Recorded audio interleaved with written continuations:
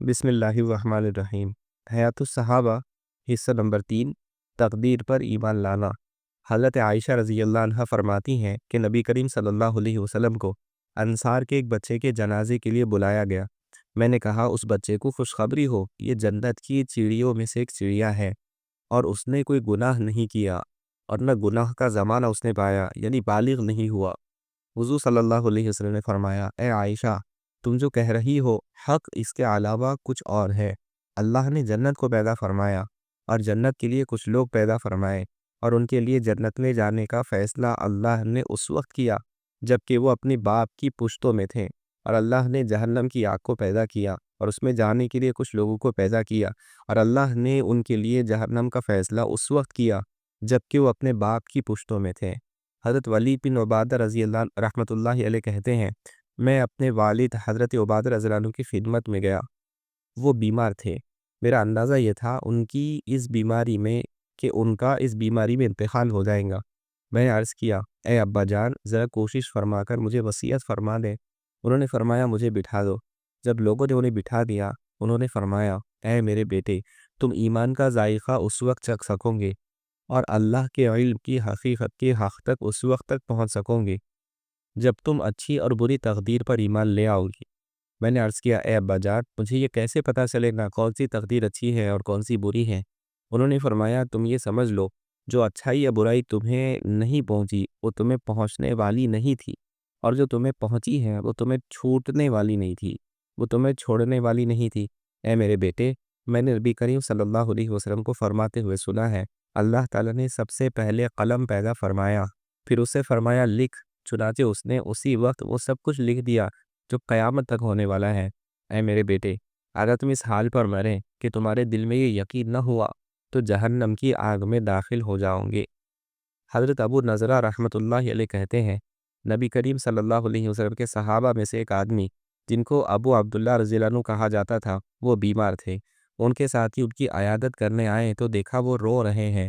ساتھیوں نے ان سے پوچھا، آپ کیوں رو رہے ہیں؟ کیا آپ سے نبی کریم صلی اللہ علیہ وسلم نے یہ نہیں فرمایا تھا کہ اپنی مونچھوں کو کترواؤ اور پھر اسی پر جمے رہو یہاں تک کہ تم مجھ سے قیامت کے دن آ ملو؟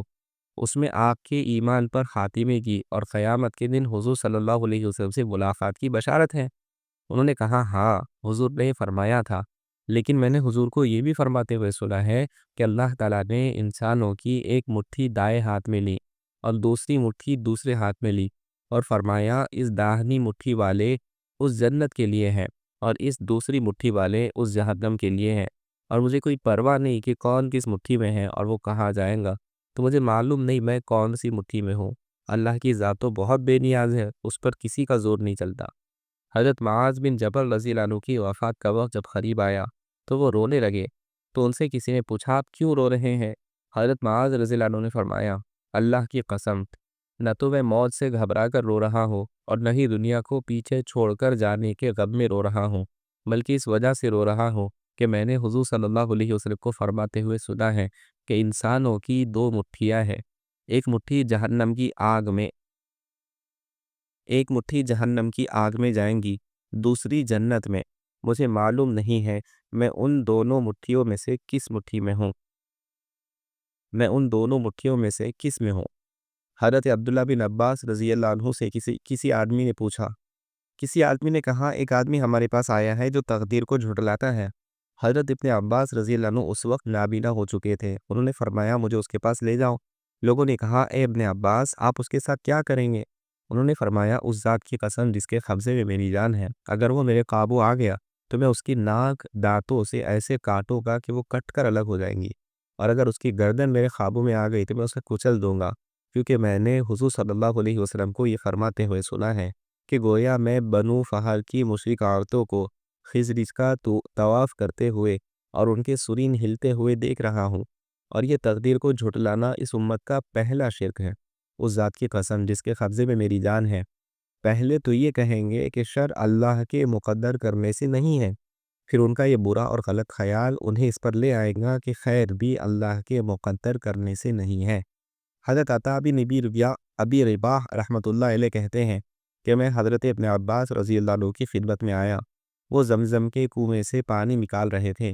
جس سے ان کے کپڑوں کا نچلا حصہ گیلا ہو چکا تھا۔ میں نے ان سے کہا کچھ لوگوں نے تقدیر پر اعتراض کیا ہے۔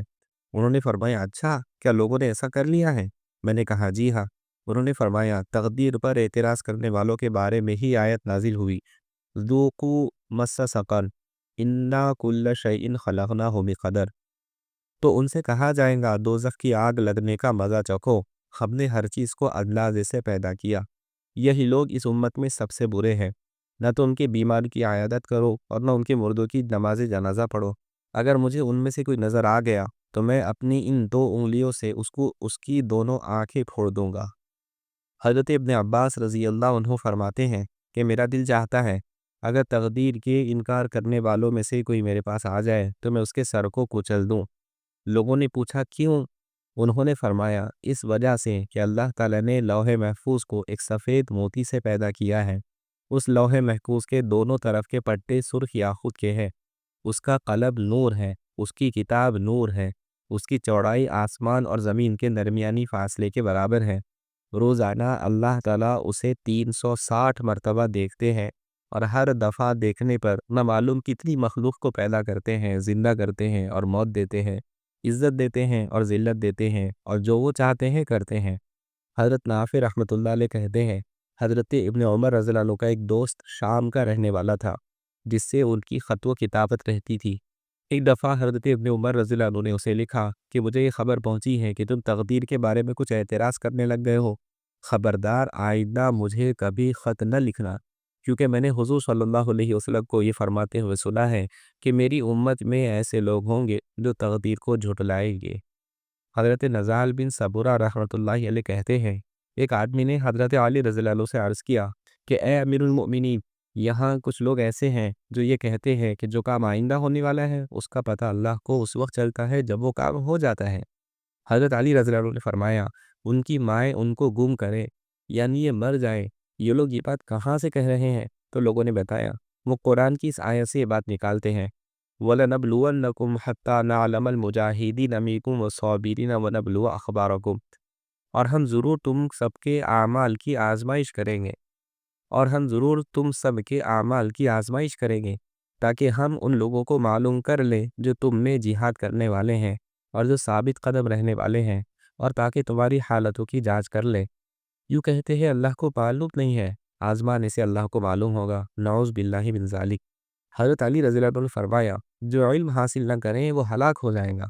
پھر حضرت علی رضی اللہ عنہ ممبر پر تشریف فرما ہوئے اور اللہ تعالیٰ کی حمد و ثنا کے بعد فرمایا اے لوگو علم حاصل کرو اور اس پر عمل کرو، اور وہ علم دوسروں کو سکھاؤ۔ جسے اللہ کی کتاب میں سے کوئی بات سمجھ میں نہ آئے وہ مجھ سے پوچھ لیں۔ مجھے پتہ چلا ہے کہ بعض لوگ یہ کہتے ہیں کہ جو کام آئندہ ہونے والا ہے اس کا پتہ اللہ کو اس وقت چلتا ہے جب وہ ہو جاتا ہے، کیونکہ اللہ تعالیٰ نے فرمایا وَنَبْلُوَنَّكُمْ حَتَّى نَعْلَمَ الْمُجَاهِدِينَ، اور ہم ضرور تم سب کے اعمال کی آزمائش کریں گے تاکہ ہم ان لوگوں کو معلوم کر لیں جو تم میں جہاد کرنے والے ہیں۔ حالانکہ اللہ تعالیٰ کے فرمان ہم معلوم کر لے کا مطلب یہ ہے ہم دیکھ لیں کہ جن لوگوں پر جہاد کرنا اور ثابت قدم رہنا فرض کیا گیا ہے کیا انہوں نے جہاد کیا ہے، اور میں نے ان کے بارے میں جن مصائب اور حوادث کے آنے کا فیصلہ کیا تھا کیا انہوں نے ان مصائب پر صبر کیا ہے۔ توکل کے باب میں حضرت علی رضی اللہ عنہ کا فرمان گزر چکا ہے، زمین پر اس وقت تک کوئی چیز نہیں ہو سکتی جب تک آسمان میں اس کے ہونے کا فیصلہ نہ ہو جائے، اور ہر انسان پر 2 فرشتے مقرر ہیں جو ہر بلا کو اس سے دور کرتے رہتے ہیں اور اس کی حفاظت کرتے رہتے ہیں یہاں تک کہ اس کی تقدیر کا لکھا فیصلہ آ جائے۔ اور جب تقدیر کا کوئی فیصلہ آ جاتا ہے تو یہ دونوں فرشتے اس کے اور تقدیر کے درمیان سے ہٹ جاتے ہیں، اور اللہ کی طرف سے میری حفاظت کا بڑا مضبوط انتظام ہے۔ جب میری موت کا وقت آ جائے گا تو وہ انتظام مجھ سے ہٹ جائے گا، اور آدمی کو ایمان کی حلاوت اس وقت تک نہیں مل سکتی جب تک کہ اس کو یہ یقین نہ ہو جائے کہ جو کچھ اچھا یا برا اسے پہنچا ہے وہ اسے ٹلنے والا نہیں تھا، اور جو اس سے ٹل گیا ہے وہ اسے پہنچنے والا نہیں تھا۔ ابو داؤد نے اسے تقدیر میں روایت کیا ہے۔ حضرت ابن مسعود رضی اللہ عنہ فرماتے ہیں حضرت عمر بن خطاب رضی اللہ عنہ منبر پر بیان فرماتے ہوئے یہ اشعار بہت پڑھا کرتے تھے جن کا ترجمہ ہے اے اپنے ساتھ آسانی کا معاملہ کرو اور گھبراؤ مت، کیونکہ تمام کاموں کی تقدیر اللہ تعالیٰ کی ہتھیلی میں ہے۔ جس کام کو اللہ نے منع کر دیا وہ تمہارے پاس آ نہیں سکتا، اور جس کے ہونے کا حکم دیا وہ تم سے ٹل نہیں سکتا۔